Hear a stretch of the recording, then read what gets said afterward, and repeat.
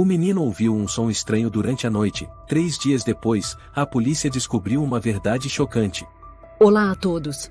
Aproveitem esses momentos de relaxamento enquanto assistem. Felipe, você já chegou? Maria gritou em direção à cozinha. Aqui. Felipe respondeu, ainda com a cabeça abaixada sobre o laptop. Ele era engenheiro de telecomunicações e costumava trabalhar remotamente à tarde. Você está cansada? Mais ou menos. Hoje as crianças estavam agitadas demais. Mas acho que o Leonardo está diferente. Felipe levantou o olhar, franzindo a testa. De novo? Você tem dito isso há dias. Diferente como? Maria se aproximou e sussurrou, ele fica encarando a janela no meio da noite. Durante o dia está normalmente calado, não quer brincar, quase não fala. Quando pergunto, ele desconversa. Fica o tempo todo agarrado naquele ursinho velho. Felipe franziu a testa, levantou-se. Vou conversar com ele. Leonardo estava sentado em seu quarto, a luz amarela suave do abajur iluminava seu rosto redondo e os olhos com olheiras profundas. Ele segurava firmemente o ursinho de pelúcia cinza já gasto, chamado Tito, o único brinquedo que ele mantinha desde o jardim de infância. Filho, Felipe bateu levemente na porta, posso entrar? Leonardo não respondeu. Felipe abriu a porta, sentou-se ao lado do filho, o olhar gentil. Leonardo, tem alguma coisa te impedindo de dormir? O menino assentiu levemente, mas não falou nada. Você está com medo de alguma coisa? Felipe continuou. Não sei, e Leonardo sussurrou. Mas toda noite tem um som estranho. Que som? Maria já tinha entrado e estava parada atrás do marido, em silêncio. Leonardo olhou para a mãe e depois para o pai, a voz trêmula, tem alguém gravando a nossa casa. Felipe ficou paralisado. Maria também permaneceu estática. O que você disse? Felipe perguntou novamente, tentando manter a calma. Eu ouço um zumbido e um clique toda noite. E o Tito me disse que tem alguém nos espionando. Felipe olhou para a esposa, o rosto dela estava pálido. O Tito falou com você. Leonardo abaixou a cabeça, sussurrando, eu não queria contar porque achei que estava ficando louco. Mas o Tito disse que eu precisava contar. Maria se aproximou e abraçou o filho, a voz embargada. Está tudo bem, meu amor. A mamãe acredita em você. O papai e eu vamos verificar. Quando Leonardo adormeceu, Felipe e Maria foram para a sala. O que você acha? Ela perguntou, os olhos preocupados. Talvez tenha sido um sonho. Crianças têm imaginação fértil. Felipe suspirou, mas seus olhos não escondiam a dúvida. Mas vou ficar acordado esta noite, só por precaução. Naquela noite, depois que todos dormiram, Felipe preparou um café e se sentou na sala, os olhos fixos no relógio. 1h45, nada de estranho. 1h58, tudo quieto. De repente, às 2h03, um clique muito baixo veio do sofá. Felipe se sobressaltou, virou a cabeça. Nada. Ele andou pela casa, checou todas as portas e trancas, depois voltou ao sofá, sentou-se e fechou os olhos para tentar sentir melhor. Um zumbido leve soou por alguns segundos. Ele se inclinou em direção ao sofá, tentando escutar. O coração batia acelerado. Aquele som parecia interferência de alta frequência. Felipe ligou a lanterna e iluminou o vão entre as almofadas. Maria! Ele gritou. Maria correu até ele, os cabelos bagunçados, o rosto pálido. O que foi? Acho que o Leonardo tinha razão. Tem alguma coisa dentro do sofá. Felipe levantou a almofada, virou o tecido por baixo. Depois de alguns minutos de inspeção, ele tocou um objeto pequeno, do tamanho da ponta do dedo mindinho, e um microfone. Maria ficou atônita. Meu Deus! Felipe sussurrou, é um gravador profissional. Muito pequeno. E foi colocado de forma tão discreta que ninguém perceberia. Estão espionando a gente? Maria começou a tremer. Isso é real? Não era um sonho do Léo? Não. Vou ligar para a polícia agora mesmo. Menos de 10 minutos depois, uma viatura policial parou em frente à casa. 2 policiais, incluindo uma jovem agente chamada Gabriela Barros, com olhar penetrante, entraram. Boa noite. Sou Barros, da Divisão de Crimes da Polícia de São Paulo. Onde vocês encontraram o dispositivo? Ela perguntou. Felipe apontou para o sofá. Aqui. E ouvimos o barulho estranho por volta das 2 da manhã. Vamos verificar toda a casa, Barros respondeu, sacando um dispositivo de detecção de sinais. Após mais de 30 minutos, Barros chamou o casal até a sala. Encontramos mais 2 microfones. Um na cozinha e outro no quarto do casal. Maria quase caiu para trás. No quarto? Não pode ser. Felipe cerrou os punhos. Quer dizer que estamos sendo monitorados há quanto tempo? Difícil dizer, Barros respondeu. São dispositivos bem escondidos, projetados para gravar e transmitir à distância. Isso é tecnologia avançada, não uma brincadeira. Maria segurou a cabeça e se jogou no sofá. Temos um filho. Quem faria uma coisa dessas? Por quê? Barros sentou-se de frente para ela. Vamos rastrear o sinal. Mas o importante é que vocês saiam desta casa ainda hoje à noite. Vamos designar uma equipe para proteção temporária. E não sei para onde ir, Maria disse em meio às lágrimas. Minha irmã mora em Sorocaba e talvez possamos ir para lá. Vamos escoltar vocês, Barros assentiu. Mas saibam, quem fez isso é profissional. Isso não é apenas espionagem. É uma grave violação de privacidade. Maria olhou para Felipe, a voz embargada. Quem você acha que fez isso? Alguém do trabalho? Um amigo? Um vizinho? Felipe balançou a cabeça, o olhar vazio. Não sei. Mas vou descobrir. Leonardo saiu do quarto, esfregando os olhos. Mamãe, e o que está acontecendo?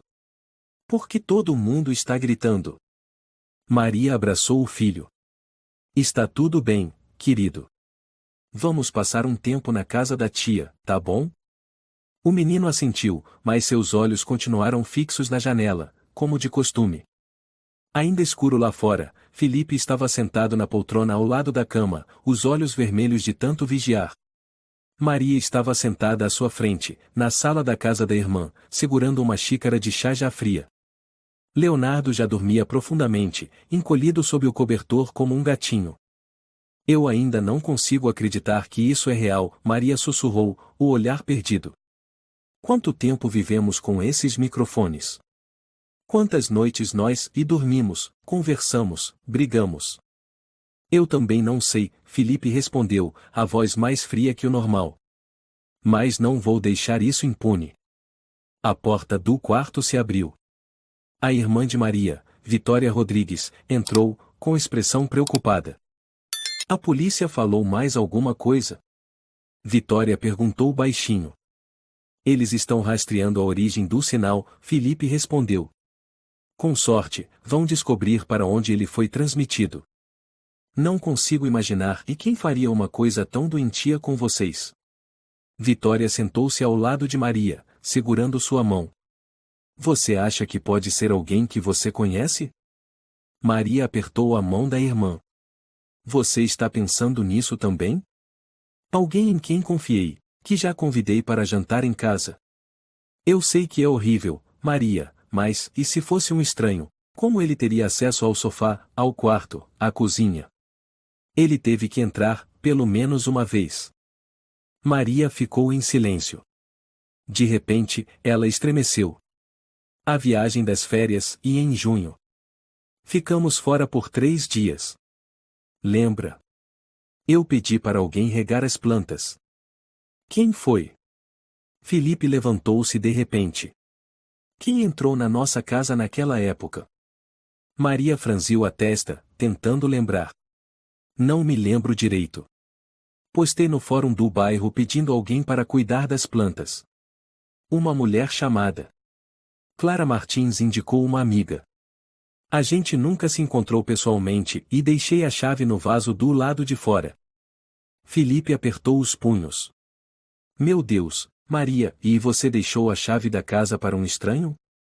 Na hora eu só pensei, e são só 3 dias, o que poderia acontecer? Mas quem imaginaria? O telefone de Felipe vibrou. Ele atendeu rapidamente. Alô? A voz de Gabriela Barros soou do outro lado. Boa noite, Sr. Rodrigues. Localizarmos o sinal dos dispositivos de escuta. Ele está vindo de um local a cerca de 500 metros da casa de vocês, um prédio chamado Edifício Alameda. Conseguimos um mandado de busca e vamos entrar no local ainda esta manhã. Queremos que vocês estejam presentes, caso precisem identificar algo. Vamos agora mesmo, Felipe disse firme e desligou. Temos uma pista? Maria perguntou, os olhos arregalados. Sim. Fica perto da nossa casa. Vitória ficou em choque. Isso é horrível demais. 1 hora depois, estavam em frente ao apartamento 3B, no 3º andar do edifício Alameda. 4 policiais, incluindo Barros, estavam posicionados, armas em punho. A porta foi arrombada com um chute certeiro. O apartamento estava escuro, as cortinas fechadas. Não havia ninguém lá dentro. Barros gritou, tem alguém aí? Nenhuma resposta. Eles entraram, lanternas iluminando o ambiente. O ar estava carregado com cheiro de poeira e metal. Felipe ficou sem palavras ao ver a parede da sala coberta de fotos da família. Fotos de Maria cozinhando, Leonardo dormindo, a família tomando café da manhã claramente tiradas por câmeras escondidas. Meu Deus, Maria levou a mão à boca e começou a chorar. Ele fotografou tudo. Até os momentos mais íntimos. Leonardo estava do lado de fora com a tia, mas Maria sentia como se o filho estivesse sendo observado naquele exato momento. Barros chamou um colega e Daniel, verifica os equipamentos de gravação aqui. Uma mesa de trabalho estava cheia de HDS, notebooks e fones de ouvido. Na tela, um aplicativo de gravação estava aberto. Cada arquivo de áudio tinha data, junho, julho, agosto, até ontem. Meu Deus, ele guardou tudo, murmurou Felipe, com os punhos cerrados. Noite após noite. Maria tremendo, apontou para um diagrama. Olha ali, é a planta da nossa casa. Barros se aproximou. Exatamente. Com a localização dos microfones, câmeras, até a fiação elétrica. Isso não foi feito por um amador. De uma caixa pequena, Daniel tirou 3 dispositivos parecidos com canetas. Microcâmeras. Parece que já foram usadas e removidas. Estão desativadas, mas com certeza registraram imagens antes. Felipe olhou para Barros. Você disse que isso não é brincadeira. Então, com o que estamos lidando? Barros o encarou, séria. Acredito que se trata de uma ação criminosa organizada. Não é só espionagem a armazenamento, talvez até disseminação de informações sensíveis. Vamos investigar mais a fundo. O locatário usou documentos falsos, mas estamos rastreando. Maria gritou, e não. Não me diga que alguém pode ter assistido ao que aconteceu na minha casa. No meu quarto. Com o meu filho. Vitória correu para abraçar Maria, que estava em pânico. Barros falou baixo, nós entendemos. E não vamos deixar isso ser esquecido. Eu prometo. Outro policial se aproximou com um HD na mão. Esse aqui está criptografado, disse ele. Com certeza tem algo importante. Felipe suspirou fundo. Ele sabia o que estava fazendo. Tinha um plano. Maria olhou para uma foto pendurada na parede, um desenho feito por Leonardo que ficava na geladeira da casa deles. Ele esteve dentro da nossa casa. Andou livremente. Como um fantasma. Barros se aproximou, colocou a mão no ombro dela. Vamos encontrá-lo. E expô-lo à luz. Maria olhou nos olhos de Barros, pela primeira vez naquele dia, falou com firmeza: e não vou mais me esconder. Quero enfrentar. Quero saber quem é ele. Maria estava sentada no carro, as mãos agarradas ao bolso do casaco, suor frio escorrendo mesmo com a temperatura lá fora em apenas 10 graus. Ao lado, Leonardo permanecia em silêncio, olhos arregalados, abraçando forte o ursinho Tito, sem dizer uma palavra desde de manhã. No volante, Felipe apertava com tanta força que os dedos estavam pálidos. Você está com fome, Leonardo? Maria perguntou suavemente. Leonardo balançou a cabeça. Vamos parar para comprar alguma coisa. Tem aquele sanduíche que você gosta. Não quero, respondeu ele baixinho. Felipe olhou o filho pelo retrovisor, depois disse à esposa: vamos direto para a casa da Vitória. Você precisa descansar. Maria suspirou. Não. Não quero ficar parada. Quero saber se isso terminou ou se está apenas começando. Já saímos da casa, Maria. A polícia vai cuidar do resto. Você não entende, Felipe. Ele não só me espionava. Ele entrou em casa. Ele estava no nosso quarto. Ele via a mim e ao nosso filho todos os dias. Você entende essa sensação? Felipe mordeu os lábios, sem responder. Mas então explodiu: claro que eu entendo. Eu entendo, sim. Eu sou o homem que deixou isso acontecer dentro da própria casa. Eu não instalei alarme, fui eu que deixei você entregar a chave para um estranho. Não jogue tudo em cima de mim, Maria disse entre lágrimas. Achamos que aquele lugar era o nosso lar. Nunca imaginamos que alguém nos observaria a cada segundo. Leonardo se encolheu, os lábios tremendo, e começou a chorar. Mamãe, e me desculpa. Eu ouvi aquele som várias vezes e mais tive medo de contar. Maria se virou e o abraçou. Não, meu amor. Você não fez nada de errado. Foi graças a você que descobrimos tudo isso. Você é o mais corajoso de todos. Felipe respirou fundo e ligou o carro novamente. Na delegacia do bairro Moema, Barros caminhava rapidamente em direção à sala de reuniões com um dossiê recém-impresso nas mãos. Temos novidades, disse ela ao colega Gustavo Ribeiro, um policial alto de olhar firme. Endereço falso, documentos falsos, conta bancária ligada a uma empresa encerrada desde 2018. Ele sabe como apagar os rastros, disse Gustavo. Identificamos a rede de internet para onde os dispositivos transmitiam o Wi-Fi do apartamento 3B.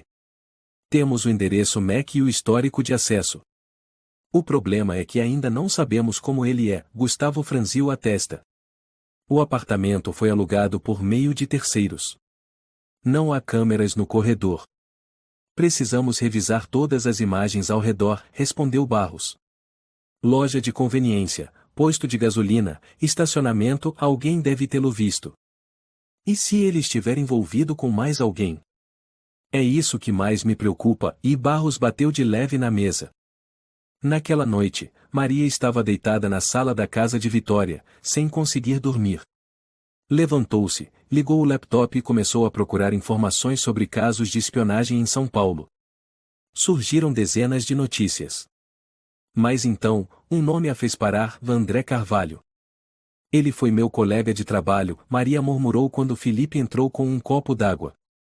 Quem? André Carvalho. Ele dava aula de matemática na escola. Foi demitido há mais de um ano por assédio. Felipe se espantou. Você nunca me contou isso. Eu tinha vergonha. Nunca pensei que ele fosse fazer algo tão horrível. Ele só me olhava estranho, mandava e-mails esquisitos. Eu ignorei e avisei a direção. Depois ele foi dispensado. Felipe se sentou. Você acha que foi ele? Maria assentiu. Não tenho certeza, mas algo me dá calafrios. Ele já perguntou onde eu morava. Não contei, mas eu costumava postar fotos do Leonardo nas redes sociais. Talvez ele tenha descoberto. Vou avisar a Barros agora, disse Felipe, pegando o celular. Na manhã seguinte, na delegacia. Barros, tem um nome, disse Felipe rapidamente ao encontrá-la. André Carvalho. Trabalhou com minha esposa, foi demitido por assédio. Barros pesquisou no sistema. Aqui está o registro. Homem, 42 anos, advertido internamente, sem antecedentes criminais, mas com indícios de instabilidade psicológica. Pode ser ele, disse Maria. Lembrei de algo, em junho, recebi uma mensagem de um e-mail anônimo. Bem curta, e sempre estive por perto. Você não me contou. Felipe virou-se para a esposa. Maria se encolheu, chorando, e tive medo. Achei que fosse brincadeira ou uma ameaça vazia. Barros ficou séria. Vamos rastrear o IP desse e-mail. Se coincidir com o endereço do 3B, conseguiremos um mandado de prisão. Gustavo entrou na sala com um conjunto de fotos. Conseguimos imagens da câmera da loja de conveniência perto do edifício Alameda. Aqui, e um homem com cerca de 1,75 m, boné, máscara, mas o jeito de andar lembra muito André Carvalho. Barros analisou a foto e assentiu. Vamos acionar o tribunal. Precisamos do mandado para revistar a casa dele. À tarde, em outro apartamento no bairro Tatuapé, a porta foi arrombada. André Carvalho estava sentado na cadeira, algemado, encarando friamente a câmera da polícia, sem dizer uma palavra. No pequeno apartamento, havia inúmeros equipamentos eletrônicos, computadores, HDS, fones de ouvido, câmeras e um mapa da cidade com pontos vermelhos marcados. Barros entrou e olhou diretamente para ele. Há quanto tempo você está espionando? André sorriu. Ela não se lembra de mim. Maria Rodrigues, certo? Barros perguntou. Você instalou os dispositivos em junho? André ainda sorrindo. Ela me esqueceu. Mas eu não. Por quê? Porque ela me pertence. Felipe rompeu da sala ao lado, contido pelos policiais. Desgraçado. Você fez isso com uma criança. Quem você pensa que é? André permaneceu calmo, lançando um olhar para Felipe. Eu só queria estar perto deles. Barros fez sinal para os colegas levarem o suspeito. Quando André foi arrastado para fora, ele ainda se virou. Eu sou o único que realmente se importava com eles. Naquela noite, Maria estava sentada com a cabeça apoiada nos joelhos, sem chorar, mas com o olhar vazio. Vitória lhe trouxe um copo d'água e disse suavemente: ele foi preso, mana. Não, e ainda não acabou, murmurou Maria. Sinto que ainda tem algo que não foi decifrado. Felipe se aproximou e colocou a mão no ombro da esposa. Não vamos deixar que nada fique escondido. Eu prometo. Leonardo saiu correndo do quarto, os olhos arregalados. Mamãe. Eu sonhei com ele parado ao lado da minha cama. Maria abraçou o filho, tremendo. Está tudo bem agora, querido. A mamãe está aqui. Mãe, ele entrou na nossa casa? Leonardo perguntou com a voz quase sumindo. O menino estava sentado entre os pais, na sala reservada da delegacia da polícia, um espaço de proteção especial para vítimas de crimes graves. A iluminação era suave, as paredes decoradas com papel de flores para amenizar a tensão, mas o ambiente entre os três estava completamente carregado. Maria olhou o filho e o apertou contra o peito, a voz embargada. Ninguém vai mais entrar na nossa casa, meu amor. A polícia já prendeu ele. Você está seguro? Eu tenho medo que ele saiba meu nome. Tenho medo que ele volte. Leonardo encostou a cabeça no ombro da mãe. Ele me odeia, né? Por que eu contei para a mamãe sobre o gravador? Não, nunca. Felipe interrompeu, colocando a mão sobre a cabeça do filho. Foi graças a você que tudo foi descoberto. Se não fosse você, a mamãe e o papai não teriam ideia do que estava acontecendo. Você é o herói da nossa família. Maria olhou para o filho, o coração apertado. A partir de agora, eu não vou deixar ninguém fazer mal a você. Ninguém. A porta se abriu. Barros entrou com o rosto tenso. Temos algumas novas informações, e queria compartilhar com vocês o quanto antes, ela disse, sentando-se de frente para eles. O que foi? Felipe perguntou. Barros colocou um maço de fotos sobre a mesa. Estas são imagens que coletamos do apartamento 3B, que ele alugou com documentos falsos. Aquele lugar e não era só para receber dados de escuta. Era um centro de vigilância em escala bem maior do que pensávamos. Maria pegou uma das fotos, as mãos trêmulas. Essa é, e a minha casa? Sim. Mas tem mais. Barros pegou outras imagens. Encontramos plantas de pelo menos outras 3 casas. Havia câmeras miniatura, sistemas de transmissão de alta frequência, softwares de criptografia de dados. Ele não estava trabalhando sozinho. Quer dizer que há outras pessoas? Felipe apertou os punhos. É uma rede? Barros assentiu. Pode ser. Mas, por enquanto, André é o elo principal. Ele foi quem instalou os dispositivos, controlou o sistema remotamente e manteve registros extensos sobre vocês. Maria recuou, os olhos cheios de lágrimas. Há quanto tempo ele armazenava tudo? Encontramos gravações desde junho até agora. Noites inteiras. Conversas íntimas, particulares, e no quarto de vocês. Felipe explodiu, desgraçado. Barros continuou, com tom grave. Pode ser difícil de ouvir, mas preciso ser honesta. Ele não gravava apenas para o guardar de lembrança, como alegou. Encontramos provas de que alguns dos áudios foram enviados para a internet e compartilhados em um fórum clandestino. Maria quase desmaiou. Vitória, que estava no corredor, entrou correndo ao ouvir os gritos. Maria! O que houve? Ela perguntou, abraçando a irmã. Eles divulgaram vídeos do meu quarto e Maria murmurou, em transe. Todo mundo pode ter visto. Felipe bateu com força na mesa, gritando, eu vou processar até o fim.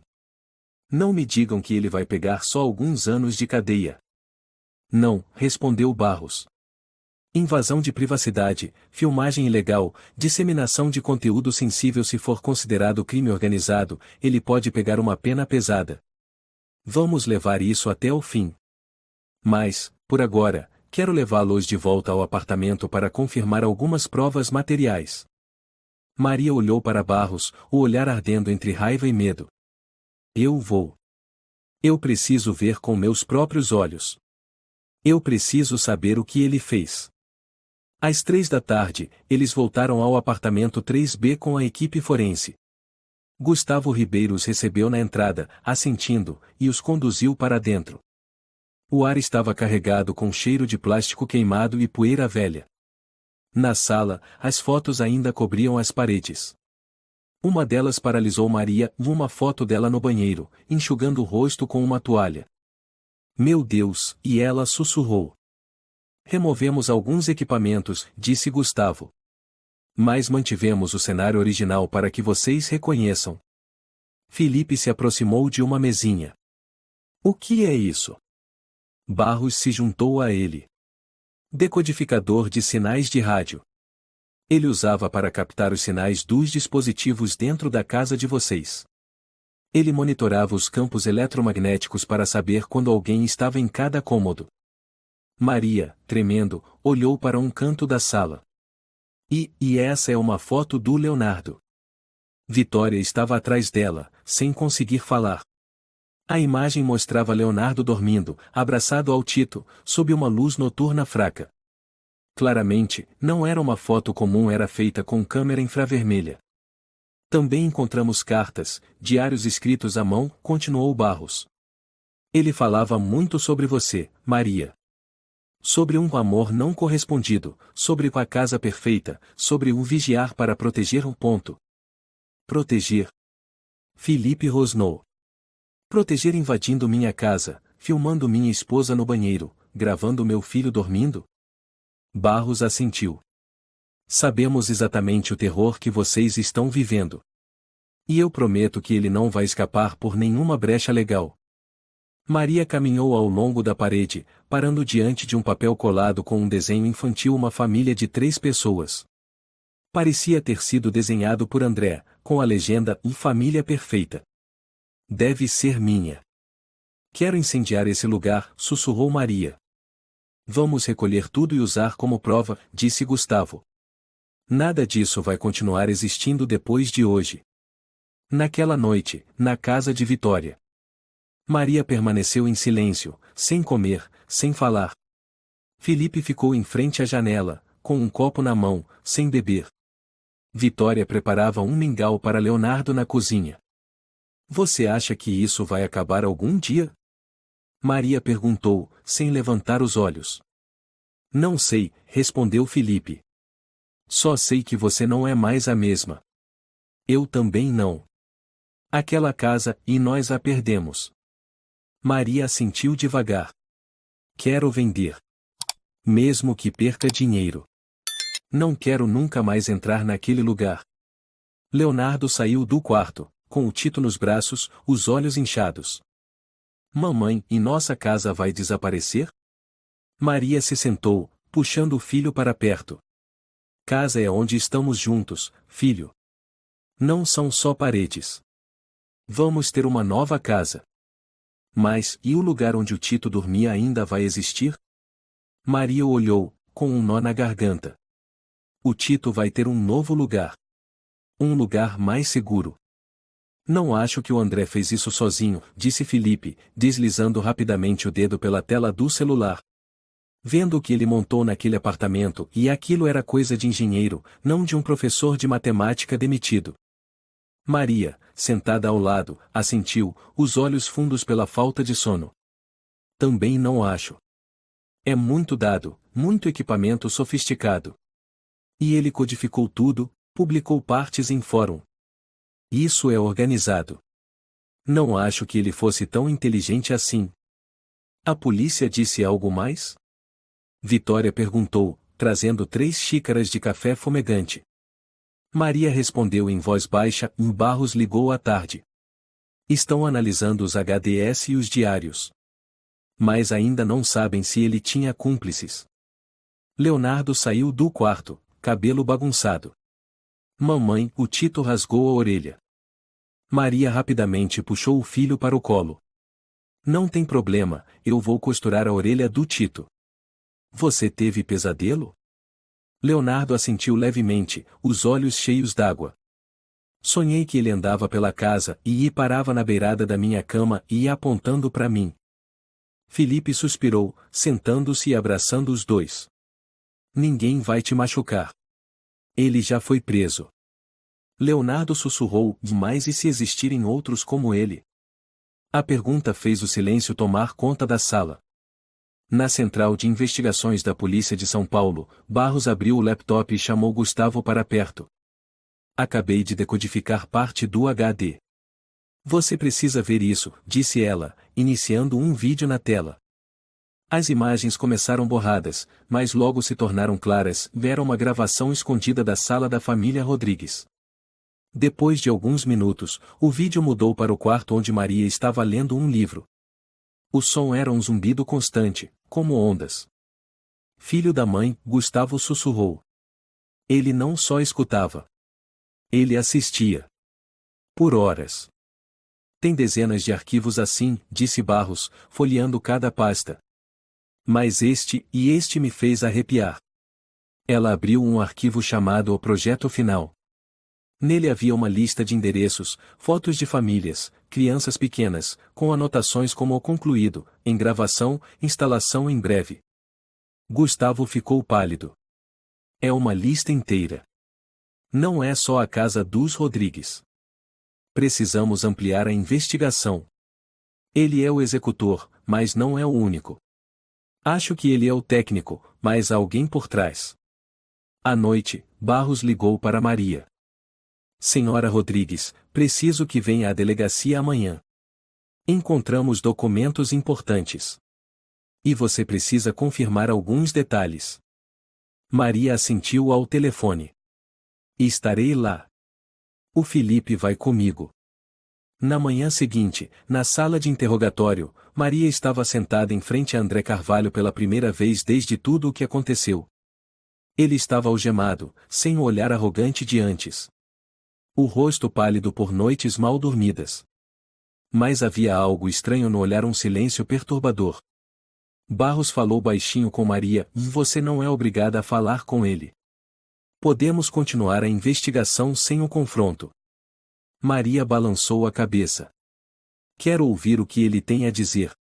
Quero saber por quê." Ela olhou para André, mantendo a voz firme: "Por que você fez isso? Por que escolheu a mim?" André levantou a cabeça, olhou fixamente para ela por alguns segundos e respondeu com um tom calmo e grave: "Porque você foi a única que já me olhou como um ser humano." Maria ficou em choque. "Eu mal falei com você algumas vezes. Mas você sorriu. Você disse um bom dia. Você elogiou quando eu ajudei os alunos com uma tarefa." Ele sorriu de lado. "Para mim, isso foi suficiente." "Suficiente, e para me vigiar, destruir minha família?" "Não foi destruição," André respondeu lentamente. "Foi observação. Registro. Como manter um diário vivo." Felipe se levantou bruscamente. "Doente. Você é um doente. Você não entende." André sorriu de leve. "Ela tem luz. Ela não pertence a você." Maria tremia. "Eu não pertenço a ninguém. Tenho uma família, uma vida. Você não tem direito de espionar, de tocar e no que não é seu." André deu de ombros. "Eu nunca toquei. Só observei." "E divulgou gravações?" Barros interveio. "E a lista de outras famílias? O que é o tal projeto final?" André olhou, pela primeira vez hesitando. Não respondeu de imediato. "Eu só recebi uma parte da tarefa," ele disse depois de alguns segundos. "Eu instalava os dispositivos. Eu monitorava. Mas os arquivos que foram compartilhados, e não fui eu." Maria gritou: "Me está dizendo que tem outro envolvido?" "Talvez," respondeu André. "Havia uma pessoa que me chamava de Ru Corvo. Nunca vi o rosto. Apenas recebia o dinheiro, as instruções e enviava os dados." Barros e Gustavo trocaram olhares. Barros rapidamente se voltou para Maria: "E já suspeitávamos de um mandante. Este depoimento pode expandir o caso." Maria se levantou. "Não quero ouvir mais nada dele." Felipe segurou sua mão e a conduziu para fora. Antes que saíssem, André murmurou atrás deles, com a voz leve como o vento: "De qualquer forma, eu sempre estive por perto." Fora da sala de interrogatório, Maria respirava com dificuldade. Vitória a aguardava do lado de fora, correu para abraçá-la. "Você está bem?" "Não. Mas eu precisava ouvir. Eu precisava entender." "Para não sonhar com ele de novo," respondeu Maria, com o rosto pálido. Felipe apertou a mão da esposa. "Não vamos parar. Esse tal o Corvo, e ele vai ter que aparecer." Maria estava diante do quadro negro da antiga sala de aula, o olhar vazio. Ela tinha ido à escola primária Santa Clara naquela manhã por hábito, mas não entrou na sala. Só ficou olhando pela janela embaçada, onde antes ouvia as risadas das crianças. Aquele lugar que por 12 anos foi seu orgulho e sua razão de viver. "Maria," a voz da diretora Luana soou suavemente atrás dela. "Você não precisa fingir que está bem." Maria se virou, com um sorriso triste. "Achei que, se voltasse aqui, tudo pareceria normal. Mas você não se sente mais segura," completou Luana. "Tudo bem. A escola ainda guarda sua vaga. Alunos e pais perguntam por você o tempo todo." Maria apertou as mãos, murmurando: "Alguns pais já sabem?" "Sobre o caso." Luana hesitou. "Alguns ouviram rumores. A imprensa começou a investigar quando a polícia ampliou a operação. Mas a escola não fez nenhuma declaração sobre você." Maria assentiu. "Desculpa, e por deixar minha vida pessoal afetar a escola." Maria, você não fez nada de errado, disse Luana com firmeza. Você é a vítima. Mas ninguém liga para quem é a vítima, Maria chorou. Eles só lembram das palavras, gravação secreta, vídeo íntimo, quarto. Eles vão sussurrar. Vão me olhar como algo sujo. Luana se aproximou e a abraçou. Quando você estiver pronta para voltar, estaremos aqui esperando. Em casa, Felipe assistia ao noticiário. A TV transmitia uma reportagem especial, um caso de espionagem e vazamento de dados pessoais choca São Paulo. Imagens dos apartamentos grampeados, o nome de André Carvalho com a legenda em vermelho, o maior pervertido da região. Felipe desligou a TV no instante em que apareceu uma imagem borrada de Maria ao fundo. Ele massageou a testa e suspirou. Leonardo correu da sala. Pai! Olha aqui! Terminei meu desenho. Felipe sorriu, recebendo o papel. Nele havia uma casa cheia de luz, com 3 pessoas no jardim, e acima delas uma figura gigante com asas abraçando o lar. Quem é esse aqui, filho? Leonardo riu, véu protetor invisível. Eu desenhei para proteger nossa casa. Agora ninguém entra mais. Felipe o abraçou, emocionado. Tenho tanto orgulho de você, Leonardo. Pai, e Leonardo ergueu o rosto. A mamãe ficou triste porque eu falei do barulho. Não, meu amor, Felipe acariciou seus cabelos. Se não fosse por você, não saberíamos de nada. Você é o mais corajoso. A porta se abriu. Maria entrou, cheirando a vento gelado. Olhou para os dois e sorriu suavemente, mas só por um instante. Você está bem? Felipe perguntou. Maria assentiu, colocando a bolsa no chão. Só sinto que, e não sou mais eu mesma. Naquela noite, com Leonardo já dormindo, Maria e Felipe estavam na sala, a luz amarela suave não bastava para aliviar o peso no ar. Sabe, começou Maria, eu achava que a pior coisa na vida era perder meu melhor aluno porque ele se mudou. Agora eu sei que, e perder o controle da própria vida é o pior de tudo. Felipe apertou a mão da esposa. Eu devia ter feito mais. Protegido você e o Léo melhor. Você fez o melhor que pôde. Eu também, disse Maria, os olhos vermelhos. Mas eu não consigo mais dar aula. Não consigo encarar os alunos e não pensar em quantos pais talvez tenham visto ou ouvido algo sobre minha família. Felipe permaneceu em silêncio. Depois de um tempo, disse baixinho, e a polícia ligou. Um dos áudios do nosso quarto foi compartilhado num grupo da Dark Web antes de conseguirem destruir os discos. Mesmo deletado, disseram que não dá para ter certeza se sumiu. Maria estremeceu. Deletado? Quer dizer que, e alguém ouviu? Que alguém salvou isso? Desculpa, Felipe respondeu, os olhos marejados. Eles estão tentando rastrear quem baixou, mas você sabe e a internet não esquece. Maria caiu em prantos, quase gritando, vi então, e eu não só fui vigiada. Fui exposta? Virei um áudio pra gente doente comentar? Pra rirem? Felipe a abraçou, tremendo. Ninguém tem esse direito. Ninguém. Maria se sentou, limpou as lágrimas, os olhos ardendo de raiva. E o Leonardo? Quando ele crescer e souber que imagens da mãe dele foram vazadas, e como ele vai me olhar? Ele ama você.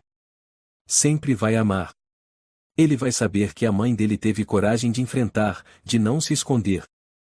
Maria balançou a cabeça. Eu me sinto envergonhada, Felipe. Me sinto despida, dilacerada. Não existe mais privacidade, não existe mais lar. Mas ainda temos um ao outro, Felipe sussurrou. Não importa o que aconteça, somos uma família. Na manhã seguinte, Barros e Gustavo chegaram com novas informações. Temos novidades importantes, disse Barros. O áudio vazado, aquele do quarto, foi compartilhado num fórum clandestino chamado Olhares Ocultos. É uma rede ilegal dedicada à disseminação de dados íntimos roubados. Quantas pessoas já viram isso? Perguntou Maria, com a voz fria como gelo. Gustavo respondeu, até o momento em que o sistema foi derrubado por um grupo de combate à violação de privacidade, houve pelo menos 2.000 downloads. Maria deixou o copo cair da mão, os estilhaços se espalharam pelo chão. Vitória correu da cozinha. Maria, ela exclamou. Maria ficou parada, em silêncio. Depois se virou para Barros. Vocês conseguiram descobrir quem compartilhou aquele trecho? Barros assentiu. Estamos rastreando os endereços IP. Mas André não tinha acesso direto ao sistema de compartilhamento. Com certeza outra pessoa envolvida o operador, possivelmente o Corvo. Maria olhou diretamente nos olhos de Barros. Quero ver ele. Quero que ele saiba e como ele me matou por dentro. Maria estava na sala de trabalho de Gustavo, na delegacia, com os braços cruzados, o olhar firme, muito diferente da mulher frágil que fora antes. Sobre a mesa, um grosso dossiê com documentos impressos do disco rígido decodificado, além de fotos de fóruns clandestinos. Barros olhou para Maria, com um tom cauteloso e preciso que esteja preparada.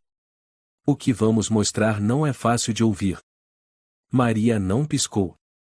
Pode falar. Gustavo respirou fundo e ligou a tela. Rastreando os IPS que fizeram o download das gravações da sua casa, identificamos 5. 3 pertencem a indivíduos sob vigilância, um foi desativado. O último pertence a um servidor de um grupo de crimes cibernéticos chamados Espectadores. E o quê? Felipe perguntou, pálido ao lado da esposa. Os Espectadores, repetiu Barros. Um grupo fechado, ativo há pelo menos 4 anos. Eles se especializam em espionagem, divulgação e comércio de dados privados.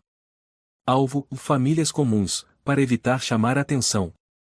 E o André é um deles? Maria perguntou lentamente. Gustavo assentiu. Ele é o elo principal nas operações de campo. Foi quem instalou os dispositivos, fez as gravações. Mas ele não tomava todas as decisões. Ele apenas enviava os dados. O Corvo, completou Barros. Acreditamos que esse seja o apelido do líder. Ninguém conhece seu rosto, nem seu nome verdadeiro. Mas ele é quem distribui os dados, negocia valores e mantém a rede funcionando. Maria disse com voz fria, então, e minha família é só uma entre muitas vítimas. Barros assentiu. Já confirmamos pelo menos 4 outros casos. Uma família de 3 pessoas em Belo Horizonte, uma mulher solteira em Campinas, um casal de idosos em Recife, e um caso trágico. Gustavo continuou, uma mãe solteira, 28 anos, chamada Helena Gomes. Foi filmada em seu quarto por 3 meses. Quando soube que os vídeos haviam sido vazados e ela cometeu suicídio há 3 semanas. O silêncio tomou conta da sala. Maria caiu sentada, olhos arregalados. Felipe segurou sua mão, mas ela estava gelada. Ela, e morreu. Maria murmurou. Pelo que eu também vivi. Sim, confirmou Barros. Ela havia denunciado que se sentia vigiada, mas não encontraram nenhum dispositivo na época. Quando a verdade veio à tona, era tarde demais. A família dela e ela tinha filhos? Maria perguntou, com a voz partida. Uma menina de 5 anos, respondeu Gustavo. Agora está com a avó. Maria apertou os punhos e sussurrou, viu quase, e também fui ela. Felipe disse suavemente, mas você está viva. Você está aqui. Maria o encarou, com amargura, mas sou só um corpo respirando, Felipe. Um corpo que qualquer um pode rever, como se fosse um entretenimento. Barros colocou a mão no ombro dela. Eu entendo. E prometo, não deixaremos o Corvo escapar. Estamos trabalhando com a Europol para rastrear a origem do servidor, mas, não é simples. Maria ficou em silêncio por um longo tempo, depois perguntou, posso conhecer a mãe da Helena? Barros ficou surpresa. Eu, posso tentar organizar isso, mas você tem certeza? Maria assentiu. Preciso fazer alguma coisa. Se não, vou enlouquecer. Na tarde seguinte, em um pequeno apartamento em Campinas, Maria ficou diante de uma senhora de cabelos grisalhos e olhos inchados. O nome dela era Gabriela Gomes, por volta dos 60 anos, mãe de Helena. Sou Maria Rodrigues, disse ela suavemente. Eu, e também fui vítima. Gabriela observou por um instante e então abriu a porta. Dentro, uma menininha brincava com bonecas à imagem de Leonardo quando era menor. Ela não sabe de nada, disse Gabriela enquanto servia chá. Não sei até quando vou conseguir esconder. Maria olhou em volta e viu uma foto de Helena abraçando a filha, sorrindo. Eu não sei o que dizer e além de me desculpar, disse Maria com a voz embargada. Você não tem culpa, respondeu Gabriela. Todas somos vítimas. Só queria ter percebido antes. Minha neta dizia que via alguém na janela. Achei que fosse imaginação. Maria apertou os lábios. Meu filho também disse isso. E eu não acreditei. Gabriela ficou em silêncio por um momento. Você já contou sua história para alguém? Maria balançou a cabeça. Sinto vergonha. Raiva. E medo. Mas depois que soube da sua filha percebi que não posso me esconder mais. Gabriela segurou sua mão com firmeza. Então fale. Ajude outras pessoas a não passarem por isso. Já perdemos demais.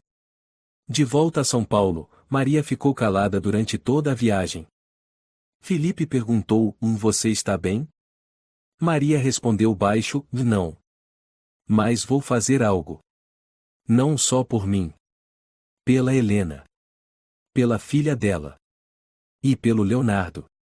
Naquela noite, Maria sentou-se ao lado da cama do filho e acariciou seu cabelo. Você sabe o quanto a mamãe te ama, não é?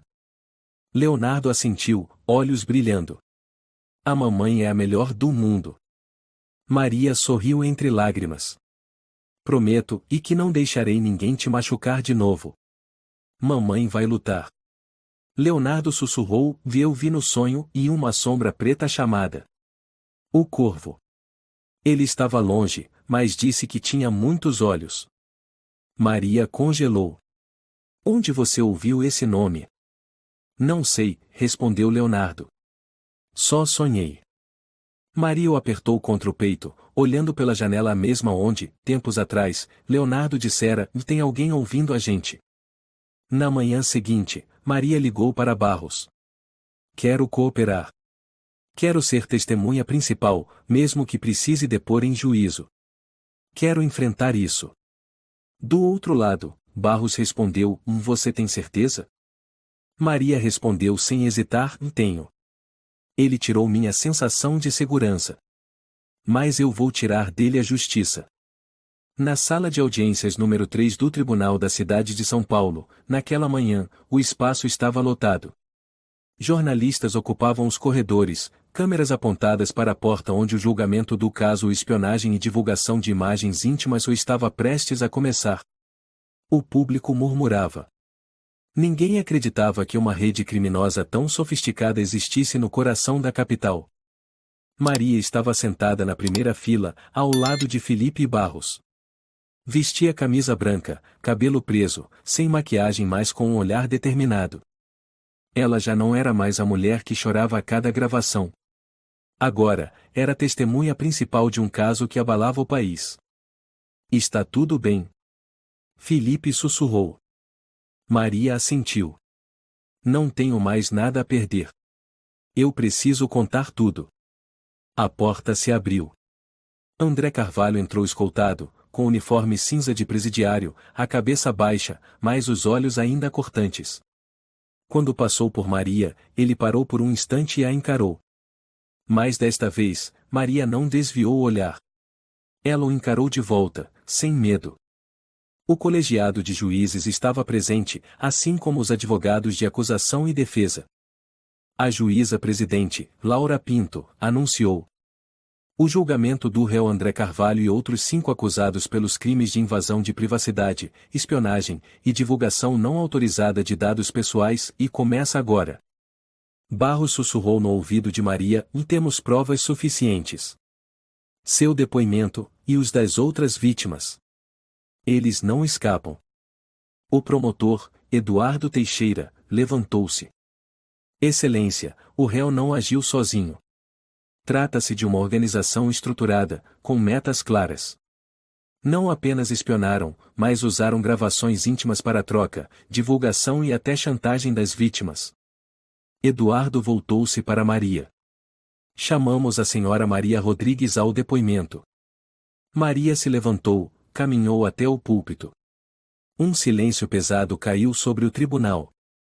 Ela respirou fundo. Por favor, conte como tudo começou, pediu Eduardo. Maria assentiu. Tudo começou quando meu filho, Leonardo, disse que ouvia um zumbido estranho dentro de casa. No início, eu não acreditei. Achei que fosse imaginação de criança. E depois? Perguntou Eduardo. Meu marido, Felipe, decidiu ficar acordado uma noite. E ele encontrou um microfone escondido no sofá. Depois descobrimos outros dois, um na cozinha, outro no quarto. Chamamos a polícia imediatamente. Eu não podia acreditar que estava sendo vigiada e dentro da minha própria casa. A voz de Maria começou a embargar. Mas Eduardo fez sinal para que ela parasse um momento e respirasse. Depois continuou. A senhora sabe quem fez isso? Maria assentiu. André Carvalho. Ele foi meu colega na escola primária. Foi demitido por conduta inadequada. Eu nunca imaginei que ele se vingaria de uma forma e tão doentia. André levantou o rosto, balbuciando algo, mas foi contido por um policial que o empurrou de volta ao assento. Maria continuou, com a voz firme: ele não só me espionou. Ele armazenou, organizou e compartilhou os dados. Ele destruiu minha capacidade de dar aula. Meu filho ficou traumatizado. Minha família foi despedaçada. Eduardo ergueu a voz: a senhora pode confirmar as evidências encontradas no apartamento 3B pela polícia? Maria assentiu. Eu vi com meus próprios olhos as fotos, os vídeos, os dispositivos de gravação. Não havia nada duvidoso, era minha vida privada sendo estraçalhada. A juíza presidente assentiu. Obrigada, senhora Maria. A senhora pode se retirar. Quando Maria desceu do púlpito, a sala permaneceu em silêncio. Apenas os flashes das câmeras dos jornalistas iluminavam brevemente o ambiente. Barros segurou a mão de Maria: muito bem. Você foi incrível. 3 dias depois, foi proferida a sentença. Após análise completa das provas, dos depoimentos das testemunhas e dos dados extraídos do disco rígido, este tribunal declara: réu André Carvalho, 18 anos de prisão, sem direito à redução de pena. Demais cúmplices, penas variando entre 10 e 14 anos de reclusão, com proibição vitalícia de atuação em tecnologia. Todos os equipamentos, contas e sistemas de armazenamento envolvidos serão confiscados e destruídos. Além disso, o grupo de vítimas, incluindo a senhora Maria Rodrigues e outros 4 indivíduos, será indenizado moralmente e contará com proteção pessoal garantida por 5 anos. Maria apertou forte a mão de Felipe. As lágrimas escorriam, mais dessa vez, não era por medo. Era porque a justiça, enfim, havia sido feita. Quando André foi levado para fora, gritou pela última vez: vocês não entendem. Eu só queria amar do meu jeito. Maria não olhou para ele. Apenas se virou e sussurrou para Barros: não preciso entender. Só preciso ter certeza de que ele nunca mais vai machucar ninguém. Algumas semanas depois, em uma cafeteria nos arredores de São Paulo, Maria reencontrou Gabriela Gomes, mãe de Helena, a outra vítima. Consegui, disse Maria, com a voz leve. Ele foi condenado. Gabriela segurou sua mão e sorriu. Minha filha não viveu para ver este dia. Mas acredito que, onde quer que ela esteja, ela também está sorrindo. Maria olhou ao longe, pensativa. Estou pensando em criar um grupo para proteger a privacidade das famílias. Um grupo para mães. Para que nenhuma mulher passe por isso novamente. Gabriela assentiu. Quando começar, eu serei a primeira a entrar. Uma semana depois, Leonardo voltou à escola. Usava um casaco azul que Maria havia acabado de comprar. Na mochila, levava um estojo decorado com o desenho do protetor invisível o que ele mesmo criou. Quando a policial Barros foi buscá-lo naquela manhã parte de um programa de apoio psicológico especial da prefeitura, Leonardo sorriu de orelha a orelha. Tia, hoje quero desenhar a senhora prendendo o bandido. Posso usar uma foto sua? Barros deu uma gargalhada. Acho que você deveria colocar uma algema dourada no desenho. Vai ficar mais estiloso. Maria observava da porta, os olhos marejados. Felipe a envolveu pela cintura e sussurrou: as coisas estão voltando a brilhar, não é? Maria assentiu. Sim. Mesmo com as cicatrizes, e sinto que voltei a respirar. Você acha que esse lugar é bom o bastante? Felipe perguntou, com a mão sobre o ombro de Maria, enquanto os dois estavam diante da nova casa. A fachada era pintada de amarelo claro, a porta de madeira branca com vidro, ao lado um pequeno parque com balanços e uma árvore grande que fazia sombra. Maria olhou em volta e suspirou suavemente. Sim. Muito bom. A casa antiga e deixou de ser lar. Mas este lugar pode ser um novo começo.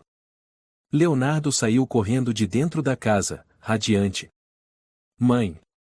Meu quarto tem uma janela gigante. Dá para ver a árvore do parque. Você gostou? Maria se agachou. Adorei. Vou colocar minha cama perto da janela. À noite vou olhar as estrelas. Não vou ter mais medo. Maria o encarou, o coração se enchendo de alegria. É isso mesmo. Aqui, ninguém vai te assustar. Vitória apareceu com um vasinho de cacto nas mãos. Trouxe um presente. Coloca na janela, dizem que traz sorte. Felipe pegou o vaso, sorrindo. Obrigado, mana. Nossa família te deve muito. Vitória abanou a mão. Besteira. Família não tem dívida. Maria segurou a mão da irmã. Sem você e eu não teria resistido. Você foi mais forte do que qualquer um de nós imaginava, Vitória sussurrou. Tenho muito orgulho de você, Maria. 3 semanas depois, Maria voltou à escola primária Santa Clara. Não foi direto para a sala de aula, mas sim para o auditório, onde acontecia um seminário sobre a proteção da privacidade de crianças e famílias, promovido pela prefeitura com apoio da polícia. Barros subiu ao palco para apresentar. A próxima palestrante é uma mulher que teve a coragem de se levantar, não só por ela, mas por muitos outros. Ela é professora, mãe, vítima, mas acima de tudo, é uma sobrevivente. Por favor, recebam Maria Rodrigues. O auditório aplaudiu. Maria subiu ao palco, um pouco nervosa, mas com olhar firme. Parou diante do microfone e respirou fundo. Olá a todos. Sou Maria. Sempre achei que levava uma vida normal, marido, filho, uma casinha, uma turma cheia de alunos adoráveis. Até o dia em que descobri que estava sendo vigiada, gravada e exposta. Minha vida virou de cabeça para baixo. Ela olhou para a plateia, onde Leonardo estava sentado ao lado de Barros. E estou aqui. Ainda estou de pé. Porque tive um marido que acreditou em mim quando entrei em pânico. Um filho que teve coragem de dizer a verdade. Uma irmã que me abraçou quando eu desmoronei. E pessoas como Barros, que não desistiram até trazer a justiça. Maria fez uma pausa. Não conto isso para me lamentar. Conto porque quero lembrar a todos, e se algo parecer errado, fale. Se seu filho estiver assustado, ouça. E se alguém fizer você se sentir pequena dentro da sua própria casa, lute. O silêncio tomou conta da sala por um instante, antes de ser rompido por aplausos calorosos. Leonardo acenou sorrindo para a mãe. Maria o olhou com os olhos marejados, mas agora eram lágrimas de felicidade. Naquela tarde, no quintal da nova casa, Leonardo desenhava sob a sombra da árvore. Felipe lia um livro por perto e Maria arrumava flores. Leonardo levantou a folha e gritou. Pai! Mãe! Terminei! Maria e Felipe se aproximaram. O desenho mostrava os três juntos em uma casa cheia de luz. Atrás, uma figura com grandes asas os protegia. É o protetor invisível, né, filho? Felipe perguntou. Leonardo assentiu. Sim. Mas dessa vez tem mais um personagem. Quem? Perguntou Maria. Leonardo apontou para a figura com uniforme de policial. É a tia Barros.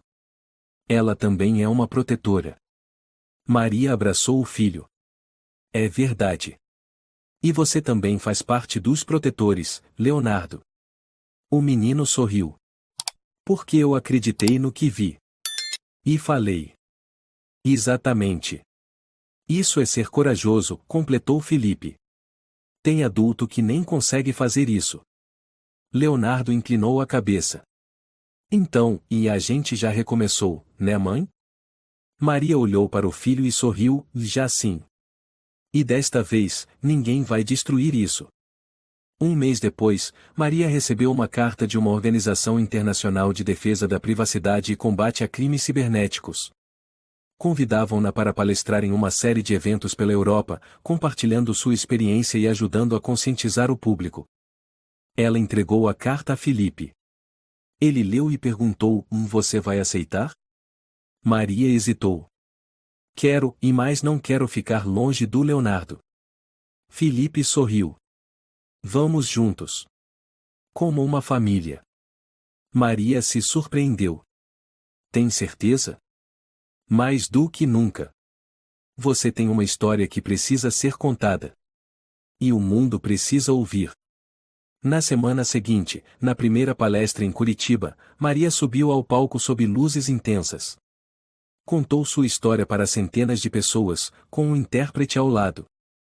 Após a apresentação, uma mulher se aproximou, com os olhos cheios de lágrimas. Sou Clara, de Manaus. Também fui filmada escondida por um ex-namorado. Mas nunca tive coragem de contar. Hoje, ao ouvir você, senti que posso viver de novo. Maria segurou sua mão. Você tem esse direito. E ninguém pode tirar isso de você.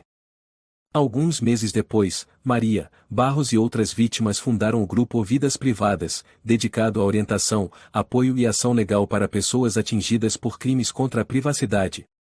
Eles organizaram palestras em escolas, encontros com pais, e produziram materiais de conscientização. Na página principal do grupo, a frase de destaque dizia: Nós não estamos mais em silêncio. E você também não precisa estar. Numa noite tranquila, a família jantava reunida. O cheiro do arroz quente, os talheres tilintando e as risadas de Leonardo enchiam o ambiente de paz. Quer mais? Maria perguntou, colocando mais legumes no prato do filho. Quero sim. Tá muito gostoso. Leonardo respondeu, depois olhou para a mãe com seriedade. Mamãe, agora eu me sinto seguro. Maria parou por um segundo, olhando para ele. É mesmo? Leonardo assentiu com convicção. Sim. Porque agora eu sei que, se algo acontecer, vocês vão acreditar em mim. Felipe sorriu, acariciando o cabelo do filho. Sempre. Maria olhou para o menino e sorriu, com lágrimas nos olhos. Mas, dessa vez, não eram de medo, vergonha ou dor. Eram as lágrimas de uma mãe que finalmente podia respirar abraçada à sua família, iluminada pela esperança da reconstrução. Essa história é um lembrete poderoso sobre a importância da vigilância na era digital. Mesmo profundamente ferida, Maria teve coragem de enfrentar, lutar e transformar sua dor em força. Ela nos ensina que, ao compartilhar a dor e agir, podemos curar. E que compreensão, afeto e confiança familiar são o alicerce que nos guia de volta à luz. Se você gostou desta história, convidamos você a dar um like e se inscrever em nosso canal. Seu apoio nos motiva a continuar trazendo histórias comoventes quase todos os dias. Estamos muito agradecidos pelo seu apoio. Até breve.